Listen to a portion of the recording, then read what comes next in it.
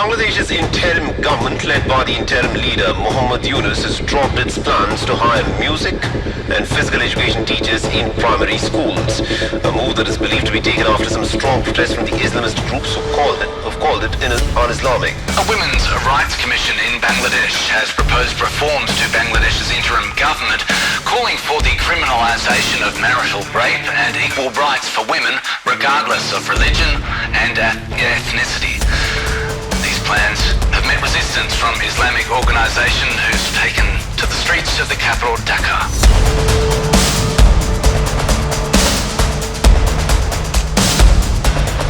I think in principle we all agree that Bangladesh is actually going through a very turmoil time. I mean, weak governance, weak economy, weak law and enforcement, and everything about Bangladesh, all the indicators about Bangladesh is kind of very much weak in its own self. And did you see their flag? It looks very much like the flag of the Islamic State, a black background with white font.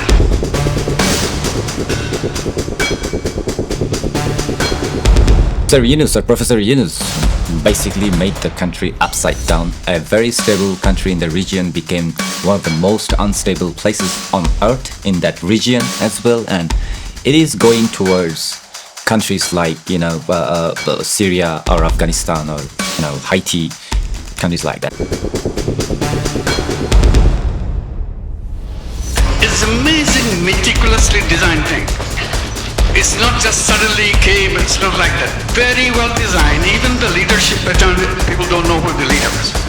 So you can't catch one and say, okay, it's over. It's not over. Well, I think that all these things are intentional. Means, somebody or some power or some influence is actually deliberately pushing Bangladesh towards these conflicts or civil war situation, a very unstable situation. But this kind of situation also drawing attention for a lot of terrorist activities and terrorist groups inside Bangladesh. I'm sure you may have noticed a lot of incidents nowadays, a lot of radical movements, a lot of radical activities inside the border of Bangladesh, from top to bottom, in all kind of possible way, in a geopolitical shape, in a socio-economic shape, in all kind of shape. The radical movements, the terrorist movements are very prominent in Bangladesh at the moment, and it is being done in a very meticulous way by Professor Yunus and his allies and his people. In fact, a lot of radical jihadis, convicted terrorists were released from the prison just like that, and then now they're being honored and pampered. They have been given space in the administration. We are always seeing them on TV or on social network giving speech and all that openly, publicly, and nobody is doing anything. Pakistan's treacherous tribal belt lies within these mountains in the northwest of the country. They've been the Tehrik E Taliban, or the TTP's base since 2007. Then, some 30 armed radical Islamist groups agreed to come together under one banner, the Pakistani Taliban. I want to focus on a very specific terrorist group. This terrorist group basically, acquiring its influence inside Bangladesh very fast. This group is called TTP, Tehrik E Taliban Pakistan. TTP have been responsible for most terrorist attacks in Pakistan since the group was founded, resulting in up to 50,000 deaths. Pakistan reportedly released hundreds of TTP militants as part of the understanding in return. Tehrik E Taliban Pakistan, or TTP, is a very, very dangerous terrorist organization. Following the fall of Sheikh Hasina, this terrorist group have been eyeing to expand its network and bring its footprint inside Bangladesh. Some reports even allege movements of these radicals from Bangladesh, these radical elements from Bangladesh towards Afghanistan and Pakistan. The political tension in Bangladesh made the Bangladesh, as a country, as a state, very weak governance, weak economy, and dissatisfaction among the people about how the country is being governed. So overall, everything that is happening since August 2024 in Bangladesh made the country entirely very weak. In every kind of way, around the border, inside the country, in a law enforcement way, in governance way, in all kind of way. So Bangladesh is now a very weak country. And being weak in everything, especially in security forces, in security of people and security of the country and security of the border, it is a very obvious choice for the terrorist group to set foot in Bangladesh and get some breathing space. Conventional wisdom holds that weak and failing states are extremely attractive to transnational terrorists for their operations. They provide safe havens, they provide border crossings that aren't monitored, and they provide areas in which transnational terrorists can plan attacks on the West and on countries in their region. Tehrik E Taliban Pakistan have been eyeing for new places to, extend its footprint, its work among other countries in the Southeast Asia. TTP usually operates within the Pakistan-Afghanistan border, that area side, but there is a lot of pressure in that side. So they've been wanting to go to other places to, build their base. And then the situation in Bangladesh at the moment, the weak governance and everything by Professor Yunus and his allies entirely made the country very weak. So TTP is choosing Bangladesh to become powerful, to become stronger, and as a new placeholder. And there are already a number of radical network exists in Bangladesh, right? So it is like a built-in, ready-made framework for TTP or Tehrik E Taliban Pakistan to build something upon it. Not necessarily that they will mingle with other radical networks, but to get their own space, breathing space, to get their own base for their own work. Bangladesh police have arrested over 11,000 people in a massive anti-militant drive. They include Garib Ullah, the leader of the banned militant outfit Jamatu Mahmudin Bangladesh, or the JMB. A Bangladeshi court has sentenced 7 members of an Islamist group to death for planning the Southeast Asian country's worst ever terrorist attack.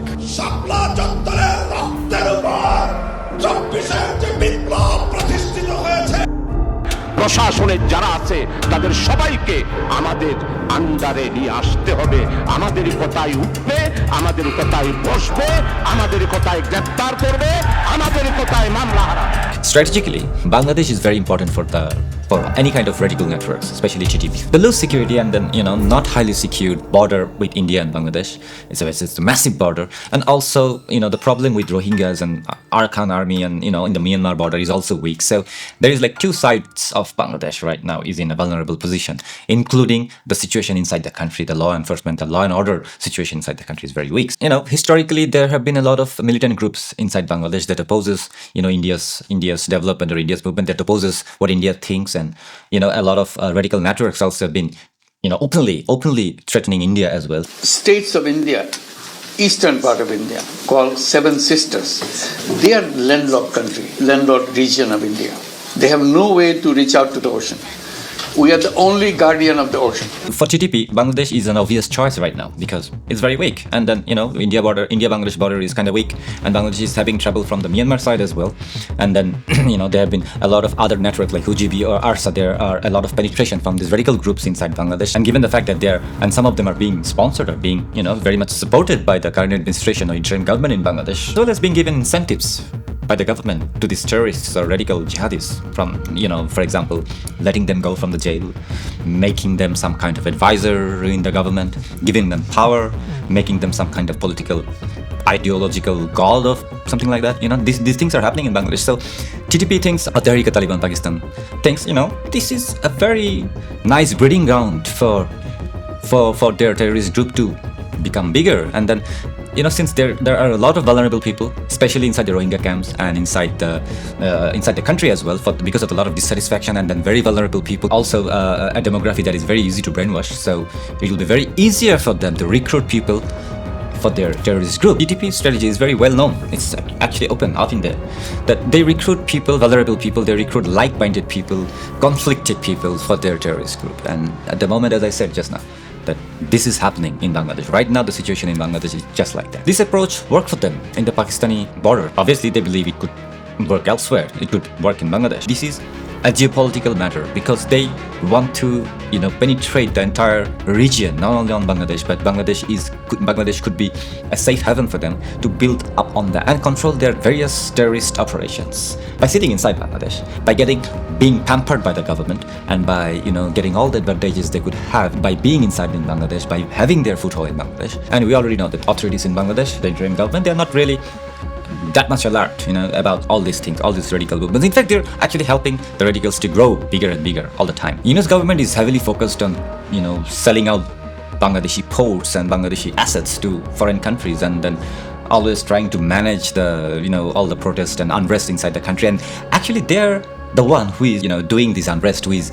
making this country unstable, creating all these conflicting situations. So while they're so busy doing all these really bad things inside Bangladesh, terrorist group like TTP are being welcome inside Bangladesh, and they're building their base, and then they're trying to reshape their militant network among the, among this region, inside the region, and then changing the way they work, changing the way they think, and trying to grow bigger and bigger every day. And then, let's not forget to mention how Pakistan is now penetrating in Bangladesh, how Pakistan is so much mingling with Bangladeshi authorities about their policies towards India and Bangladesh relations. And so the geopolitically things are shifting, because Bangladesh is leaning more towards Pakistan Yunus government, and their allies are, leaning more towards Pakistan, giving them favors, welcoming them, having meetings with them every single day.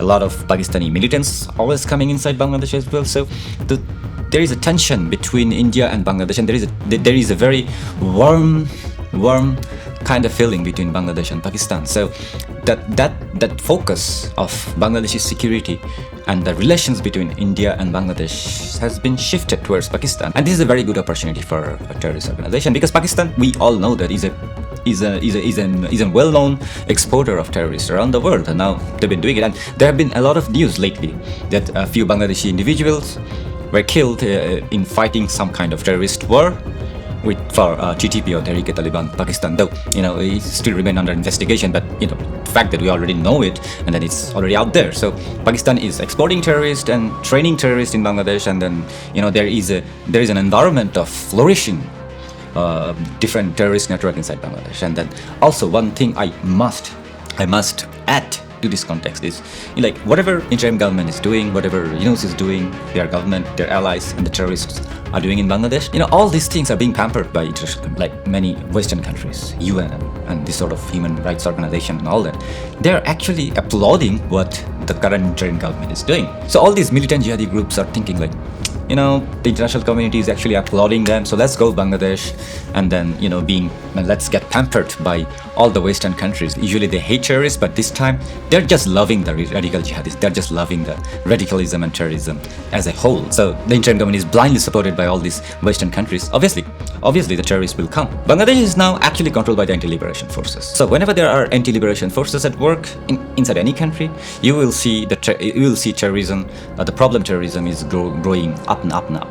You will see the jihadis, the militants are building their bases. You will see a lot of penetrations from a lot of bad people inside the country. So anti-liberation forces are at work in Bangladesh at the moment, and they are actually helping these terrorist groups to grow. So I'm not sure what would make things better, but the one thing I know is any kind of anti-liberation forces inside Bangladesh right now that are being pampered by the Western community, they will not do anything better.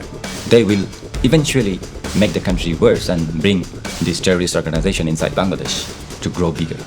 And I really hope our international community do understand what they are dealing with. Have a good one. It's amazing, meticulously designed thing. It's not just suddenly came, it's not like that. Very well designed. Even the leadership pattern, people don't know who the leader is. So you can't catch one and say, okay, it's over. It's not over.